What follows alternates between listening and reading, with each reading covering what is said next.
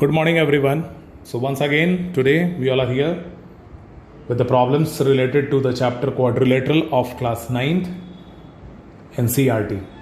ठीक है, बहुत सारे क्वेश्चन हम लोग डिस्कस किए भी, थ्योरम्स भी डिस्कस किए. आज जो क्वेश्चन हम लोग लेके आए हैं that is in the given figure ABCD is a trapezium in which AB is parallel to CD and AD is equal to BC. Show that angle A is equal to angle B, angle C is equal to angle D, triangle ABC is congruent to triangle BAD, and next is diagonal AC is equal to diagonal BD. ठीक है, तो one by one हम लोग solve करना इसको शुरू करते हैं. तो जो पहला क्वेश्चन है, the very first question is angle A is equal to angle B. ठीक है, इसके लिए हम लोग सबसे पहले आपको बता दें, कुछ हमने काम किया है जो पहले से करके रखा हुआ है. इस AB को हम एक्सटेंड किए टू E तक, वो हम लिख देते हैं. एक्सटेंड फर्स्ट के लिए extend AB and draw a line through C parallel to DA intersecting AB produced at E. ध्यान से देखिएगा, इसमें हमने बहुत सारा चीज लिखा. इस AB को एक्सटेंड करना है और यहां C से एक लाइन ऐसा लेना है जो DA के पैरेलल है. DA के पैरेलल C से लाइन हम बनाए जो इस AB एक्सटेंड पे कहां मिला, E पॉइंट पे मिला है. ठीक है, बात समझ में आया. अब ध्यान दीजिएगा, since ABCD is a trapezium, तो ट्रेपीजियम की प्रॉपर्टी क्या क्या होती है. ट्रेपीजियम में एक कोई भी पेयर ऑफ साइड पैरेलल होता है, therefore AB will be parallel to CD. AB CD के पैरेलल है. और हमने क्या लिया, also DA is parallel to CE. ये हमने अभी बाय कंस्ट्रक्शन लिया है, खुद से हमने इसको माना है. ठीक है, तो ये साइड पूरा इसके पैरेलल हो गया और ये साइड इसके पैरेलल हो गया. तो हम कह सकते हैं कि सो ADCE इज अ पैरेललोग्राम. हो गया, बना पैरेललोग्राम. फिर से हम बताएं आपको, हमने इसको एक्सटेंड किया और इस यहां से एक लाइन लिया जो इसके पैरेलल है, जो दोनों लाइन E पॉइंट पे मिलता है. तो ये इसके पैरेलल हमने लिया और ये इसके पैरेलल दिया हुआ था. ठीक है, तो ये क्वाड्रिलेटरल ADCE एक पैरेललोग्राम बन गया. अब अगर ये पैरेललोग्राम बनता है तो उससे हमको क्या क्या चीजें मिली. DA will be equal to CE and DA will be equal to CE as well as DC will be equal to AE. ये दोनों होगा opposite sides of parallelogram. Opposite sides of parallelogram आपस में इक्वल होता ही है. ठीक है ना. तो उस तरह से हम फिर से हम आते हैं, but AD is equal to BC. ये गिवन है आपका पहले से, यहां आप देख सकते हैं, है ना. AD is equal to BC given है. तो आप देखिए, और यहां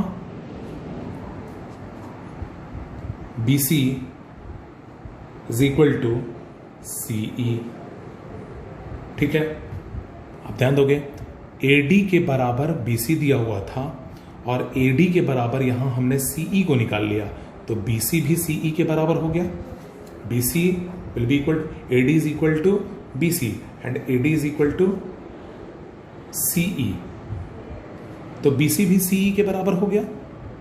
ठीक है, और अगर BC CE के बराबर है तो आप ध्यान दोगे CEB एक आइसोसेलेस ट्रायंगल हुआ. तो ये उसके सामने के एंगल्स भी आपस में इक्वल होंगे। तो angle CEB will be equal to angle CBE। क्यों हुआ? Since opposite angles of equal sides, है ना? समझ में आएगी बात? क्लियर हुआ? ये एंगल इसके बराबर भी हो गया। अब आपको बताएं हम इस एंगल में से अगर इन दोनों एंगल्स का हम सम निकालते हैं तो 180 होगा। तो 180 में से एंगल इसको हम माइनस करें तो ये एंगल मिलेगा। 180 minus this angle will be equal to this angle. और यहां देखोगे ये एंगल और ये एंगल का सम 180 होगा और 180 में से इसको माइनस करोगे तो ये एंगल होगा। ठीक है, इसको हम लोग लिख लेते हैं, बेहतर समझेंगे। ठीक है ना? देखिएगा, angle CBA plus angle CBE will be equal to 180 degree since linear pair. ठीक है, अब आप देखिए angle CBA will be equal to 180 degree minus angle CBE, है ना? ठीक है। दूसरी बात, अब दूसरे तरफ से आते हैं, एंगल DAB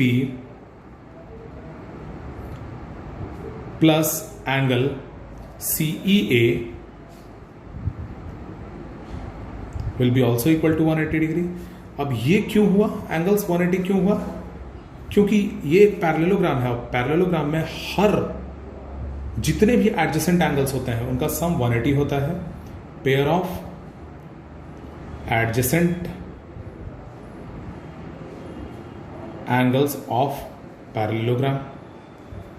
ठीक है, अब यहां देखोगे आप, एंगल हमको इस एंगल से काम है, तो angle DAB is equal to 180 degree minus angle CEA। इसको फर्स्ट इक्वेशन मानिए, इसको सेकंड इक्वेशन मानिए आप। अब आप ध्यान से देखोगे, यहां हमने कौन सा एंगल लिया था? ये कौन सा एंगल बराबर आया था? CEB CBE के बराबर आया था। CEB CBE के बराबर था। ये एंगल इसके बराबर था। और एक और प्रॉपर्टी क्या होती है पैरेललोग्राम की, कि ऑपोजिट एंगल्स भी इक्वल होता है। ये दोनों एंगल्स भी आपस में इक्वल होंगे। देख सकते हैं, हमने यहां लिखा है angle DAB is equal to 180 degree minus CEA। CEA जो एंगल है वही तो CEB भी है, एंगल CEB। इसको आप थर्ड इक्वेशन मानो। अब आप देखिए, from equation 1 and 3 we get CBE CEB के बराबर है ना? तो 180 माइनस CBE और 180 माइनस CEB भी आपस में बराबर होगा, यानी CBA will be equal to DAB। Angle CBA आप यहां लिख सकते हो angle 180 degree minus angle CBE will be equal to angle 180 degree minus angle CEB। Why? Since angle CBE is equal to angle CEB। यहां देखिए, हमने proof किया है। देख सकते हैं हम लोग, जब ये RHS दोनों का अगर बराबर हो गया तो LHS भी आपस में इक्वल हो जाएगा। तो angle CBA will be equal to angle DAB। Angle CBA, angle CBA ये angle will be equal to DAB, ये एंगल। तो यही तो है एंगल A और एंगल B। तो यही तो हमको प्रूफ करना था। Angle A will be equal to angle B। ये था आपका फर्स्ट। ठीक है। सेकेंडली हम लोग क्या प्रूफ करने जा रहे हैं? Angle C is equal to angle D। Angle C is equal to angle D। बहुत ही आसान है। जब A और B इक्वल प्रूफ हो गया, ये दोनों इक्वल प्रूफ हो गया, तो इन दोनों को इक्वल प्रूफ करना है। बहुत आसान है। सेकंड केस में हम आते हैं, क्या प्रूव करना है, angle C is equal to angle D. ठीक है ना। आप देखोगे इन दोनों में A plus D linear pair बन रहा है, बी प्लस सी भी लीनियर पेयर बन रहा है। I am so sorry, A plus D को इंटीरियर एंगल्स का है और बी सी भी को इंटीरियर एंगल्स है। इन दोनों का सम 180 होगा, इन दोनों का भी सम 180 होगा। तो angle A plus angle D is equal to 180 degree and angle B plus angle C will be equal to also 180 degree. ये दोनों क्या है, ये दोनों ही पेयर ऑफ को इंटीरियर एंगल्स है ना। देखिए अगर ये ए, अब इन दोनों से हम लिख सकते हैं angle A plus angle D will be equal to angle B plus angle C, और आपको हमने प्रूफ कर दिया है यहाँ पे ए बी के बराबर है। तो हम यहाँ पे अगर हम A plus angle D is equal to, यहाँ बी की जगह हम अगर ए रख लेते हैं तो ये दोनों कैंसिल हो जाएगा and that will be equal to angle D is equal to angle C. ये सेकंड था हमको प्रूफ करने वाला, हमने प्रूफ कर लिया। ठीक है। थर्ड केस में क्या है, triangle A B C is congruent to triangle B A D. Third is triangle A B C is congruent to triangle B A D. ये प्रूफ करना है, ध्यान दोगे। ए बी सी हम डॉटेड लाइन से बना लेते हैं और बी ए डी हम डॉटेड लाइन से यहां भी बना लेते हैं, है ना।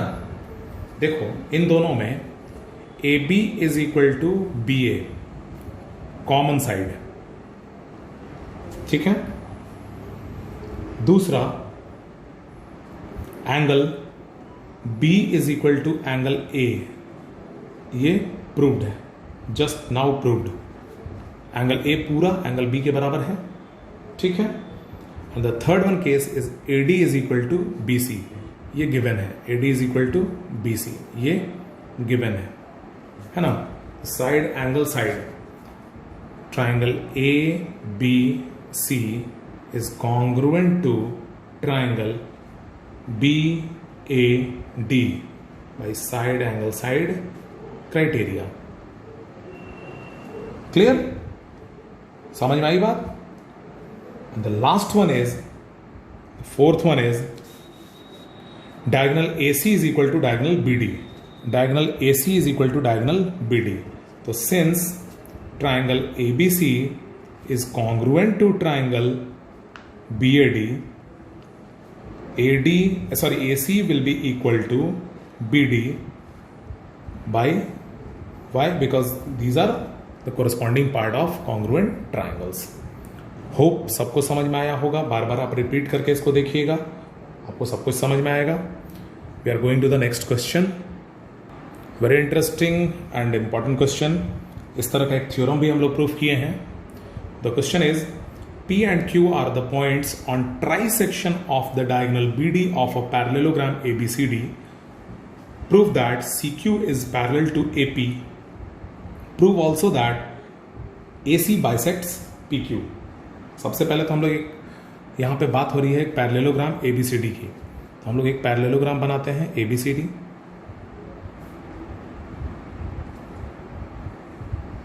This is the parallelogram ABCD, ठीक है।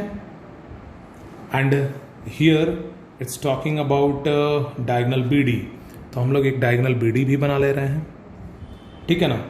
P and Q are the points of trisection. यहां हम पॉइंट ले लेते हैं, यहां भी पॉइंट ले लेते हैं। ट्राइसेक्शन का मतलब हुआ 3 इक्वल पार्ट्स का, ये P ये Q, हमने पॉइंट ले लिया, ठीक है। अब क्या कह रहा है, P and Q are the points of trisection of diagonal BD of a parallelogram ABCD. Prove that CQ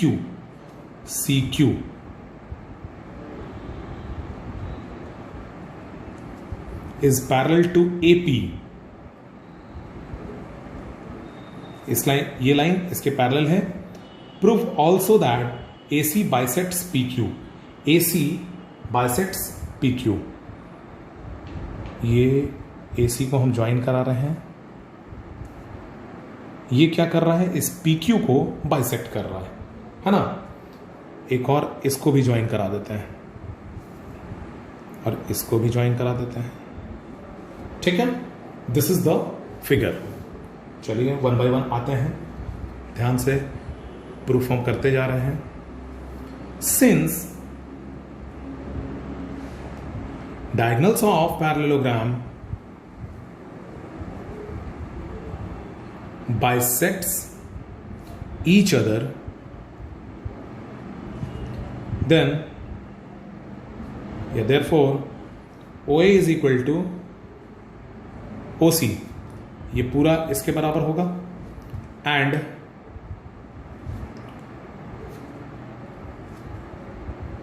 OD is equal to OB, ठीक है। OA will be equal to OC and OD will be equal to OD, ठीक है ना। Now P and Q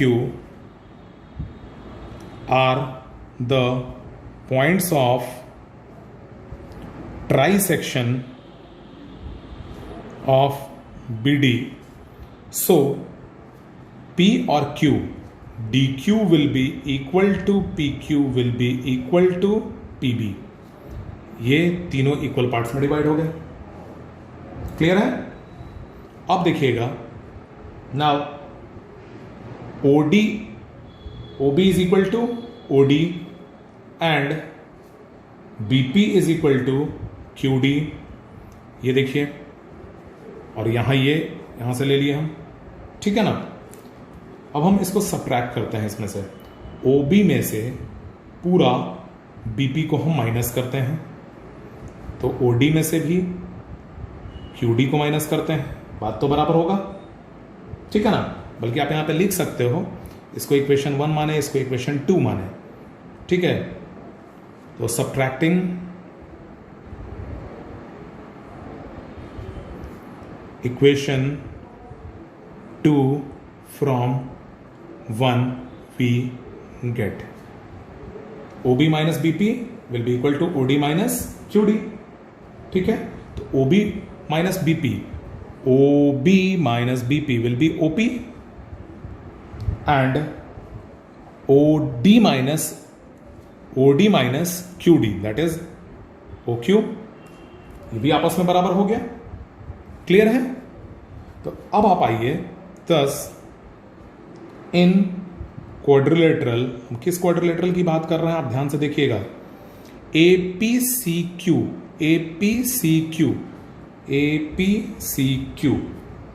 we have OA is equal to OC, ये तो पहले से दिया हुआ था कि ये लाइन इसके बराबर है, चूंकि ये बाइसेक्ट तो वहीं हो रहा था, बड़े वाले में ही बाइसेक्ट हो रहा था, डायगोनल्स बाइसेक्ट ईच अदर, तो ये OA is equal to OC तो है, and just now we have proved that OP is equal to OQ। अब आपको हम बता दें, कोई भी क्वाड्रिलेटरल में अगर डायगोनल्स बाइसेक्ट होता है ईच अदर, तो वो एक क्या होता है, अगर डायगोनल्स बाइसेक्ट होते हैं ईच अदर, तो given quadrilateral is a parallelogram. आप लिख सकते हैं यहां पे, लाइन आप लिखोगे यहां पे, since in quadrilateral APCQ diagonals are bisecting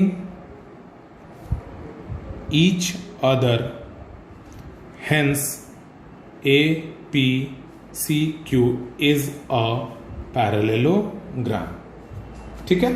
APCQ क्या हो गया, एक पैरेललोग्राम हो गया, और इसी से हम क्या कह सकते हैं, hence AP will be parallel to CQ। हमको ये प्रूफ करना था, proof that CQ is parallel to AP। Clear है सबको, समझ में आ रहा होगा। नेक्स्ट हम बात कर रहे हैं, prove also that AC bisects PQ। आपको हमने पहले ही यहां पे दिखाया था, OP is equal to OQ, हमने प्रूफ किया था ना।